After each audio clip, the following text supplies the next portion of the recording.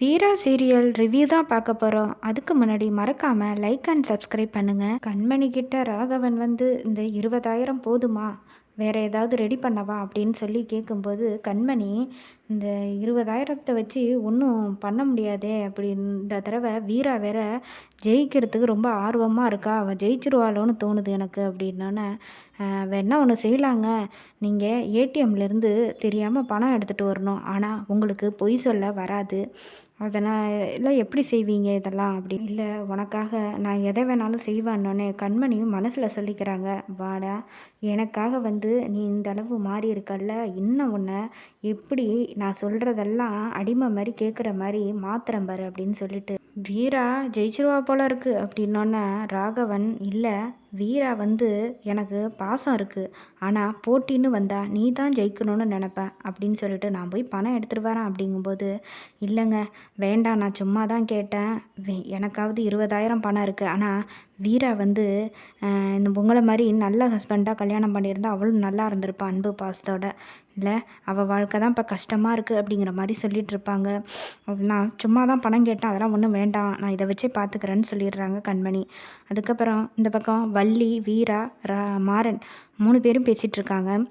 வள்ளி வந்து 1000 வச்சு இந்த காலத்தில் என்ன பொருள் வாங்க முடியும் வீரா அப்படின்னோன்னே, எத்தனை தர என்னன்னாலும் 1000 தான் இருக்குன்னு மாறன் சொல்லிட்டு இருக்கும்போது, 1000 பார்த்தா உங்களுக்கு வந்து காசே இல்லாதது மாதிரி தெரியுதில்ல, இந்த 1000 வச்சு எவ்வளவோ பொருள் வாங்கலாம் அப்படின்னு சொல்லிட்டு, வா மாறா கிளம்பு கடைக்கு போகலாம் அப்படின்னோன்னே, சொல்கிறேன்னு தப்பாக எடுத்துக்காத வீரா, நான் வந்து ஒரு 5,000 பணம் வச்சுருக்கேன், அதையும் தரேன், நீ அதை சேர்த்து போட்டு நீ பொருளெல்லாம் வாங்கிட்டு வந்துடணுன்னே, அதெல்லாம் ஒன்றும் தேவையில்லை, இது போதும் அப்படின்னு சொல்லிட்டு கடைக்கு கிளம்புறாங்க. அங்கே கண்மணியும் ராகவனும் கடைக்கு கிளம்புறாங்க. அவங்க சூப்பர் மார்க்கெட் போகிறாங்க, இவங்க மார்க்கெட்டில் போய் காய் வந்து வாங்குறாங்க.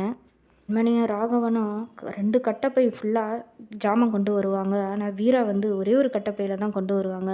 இதை பார்த்த வள்ளி, அவங்க 2 பேரும் பை நிறையா எடுத்துக்கிட்டு போகிறாங்க ஜாமான், நீங்கள் வந்து கம்மியாலாம் எடுத்துகிட்டு வரீங்க, எப்படி தான் இந்த போட்டியில் ஜெயிக்க போகிற வீரான்னு அதெல்லாம் பார்த்துக்கலான்னு சொல்லிட்டு போகிறாங்க. பாட்டி வந்து உட்காந்துருக்காங்க. அப்போ மாறன் துப்பாக்கி எடுத்துகிட்டு போய் சுடுற மாரி போவார். என்ன இது அப்படின்னு கேட்டோன்னே, சும்மா தீபாவளி இல்லை அதனால தான் பட்டாசு வெடிக்க துப்பாக்கி வாங்கிட்டு வந்தானோன்னே, கார்த்தி வந்து ஒரு துப்பாக்கி எடுத்துகிட்டு வாங்க பாட்டி வெடிக்கலாம் அப்படிங்கிறாங்க. இதெல்லாம் எனக்கு பிடிக்காது அப்படின்னு சொல்லிட்டு இருப்பாங்க. அதுக்கப்புறம் 2 பேர் எல்லாருமே பட்டாசு வெடிக்கிறாங்க, குடும்பத்தோடு வெடிச்சிட்டு பலகாரம் செய்கிறாங்க. அப்போ முறுக்கு சுடுறதுக்காக மாவு பிசைகிறாங்க கண்மணி. ராகவன் போகிறாரு, கண்மணி நான் பிசைஞ்சு தரேன், நீ கொஞ்சம் தள்ளு அப்படின்னோன்னே, இதெல்லாம் உங்களுக்கு தெரியாது அப்படின்னோன்னே, நான் உனக்காக செய்வேன் அப்படின்னு சொல்லி மாவு பிசைகிறாரு. வீராவுக்கு ஹெல்ப் பண்ண மாறன் போகிறாரு. மாறன் வந்து ராகவனை கலாய்க்கிறது, என்ன சப்பாத்தி மாவா பிசைஞ்சிக்கிட்டு இருக்க, அது வந்து எப்படியோ ஆனால் வந்து சாப்பிட்றதுக்கு டேஸ்ட்டாக இருக்கணும், அப்போ தான் பாட்டி வந்து பரிசு கொடுப்பாங்க அப்படிங்கிற மாதிரி மாறன் வந்து சொல்லுவார். அதுக்கப்புறம் நான் உனக்கு ஹெல்ப் பண்ணுறேன் வீரானோன்னே, வேண்டாம் அதெல்லாம் நீ இப்போ நான் பார்த்துக்கிறேன்னு சொல்லுவாங்க.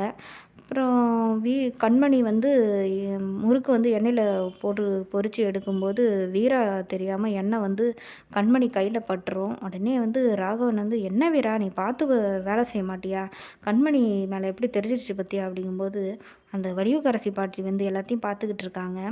முறுக்கெல்லாம் சுட்டு வச்சது பிறகு ராஜேஷ் அம்மா வராங்க.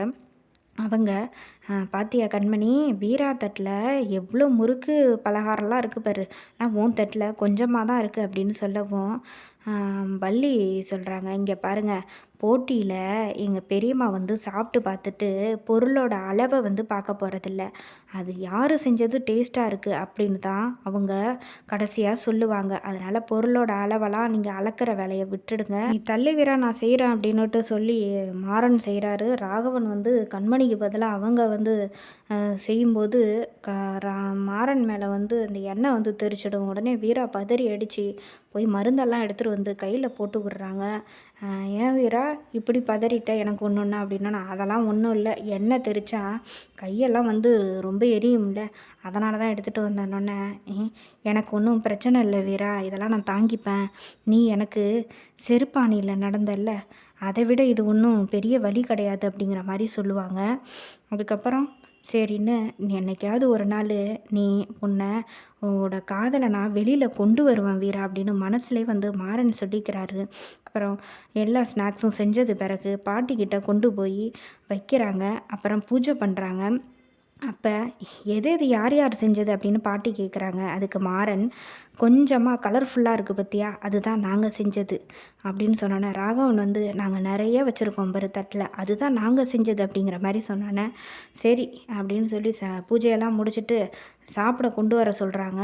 கண்மணி அவங்க செஞ்சதை எடுத்துகிட்டு வராங்க, வீரா இவங்க செஞ்சதை எடுத்துகிட்டு வந்து வைக்கிறாங்க. ரெண்டுத்தையும் சாப்பிட்டு பார்க்குறாங்க. பாட்டி வந்து எல்லாரும் பார்க்கும்போது, கொஞ்சம் பொறுமையாக இருங்க, நான் எல்லாத்தையும் சாப்பிட்டு பார்த்துட்டு பொறுமையாக தான் ரிசல்ட்டை சொல்லுவேன்னோடனே வீரா வந்து ரூமுக்கு வந்துடுறாங்க.